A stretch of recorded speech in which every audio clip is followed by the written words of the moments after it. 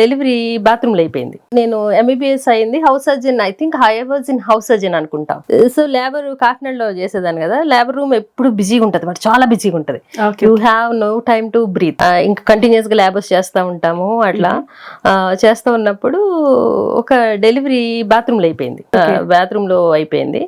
I went there. అంటే ఇప్పుడు మనం యంగ్ పీపుల్ కదా, young blood, want to help and you know, ఇంకా వెళ్ళిపోయి బాత్రూమ్ లో డెలివరీ చేసేసా.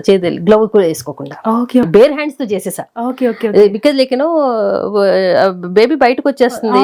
Then usual like I send the blood to HIV test. అది మర్నాడు ఏమొచ్చింది టెస్ట్, ఈక్వివోకల్, అంటే పాజిటివ్ నెగిటివ్ రాలా. I was in like you know kind of like ఎంత టెన్షన్ అంటే నాకు.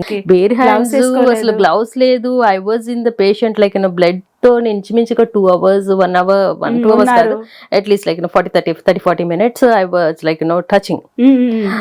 Kind of I was panicking so much కదా. దెన్ ఇంకా మళ్ళా నెక్స్ట్ స్టెప్ వేరే టెస్ట్ పంపిస్తే than it came negative after 2 days. That was like you know relief. But అప్పటి వరకు ఏంటంటే మైండ్ సెట్ ఏంటంటే I just want to do the things like you know best things, but help చేసేయాలి emotional గా అట్లా.